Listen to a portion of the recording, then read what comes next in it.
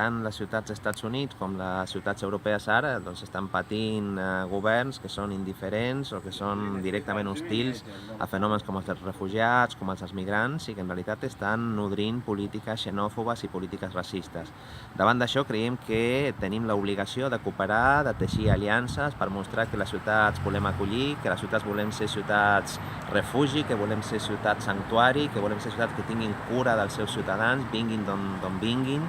i que hi ha molt camp per treballar conjuntament en aquest sentit, no? I també hem pogut constatar que en aquests casos les institucions tenim molt a fer, però que la veu preponderant ha de ser la veu de la societat civil. En aquest sentit, avui ens hem reunit amb la gent de la Unió Americana per les Llibertats Civils, una organització molt antiga de lluita pels drets humans que està tenint un paper capdavanter en la defensa dels drets de les persones refugiades, en les crítiques de la política de Trump vers la comunitat musulmana, que són polítiques obertament xenòfobes. Per nosaltres és important perquè malauradament la Unió Europea està fent de Trump en moltes de les seves polítiques, i per tant celebrem que la societat civil es posi al capdavant, celebrem que ho faci aquí als Estats Units, celebrem que ho estigui fent també en les nostres ciutats, i com a Barcelona, que és una ciutat que ara mateix ha tingut una mobilització importantíssima en defensa dels drets dels refugiats,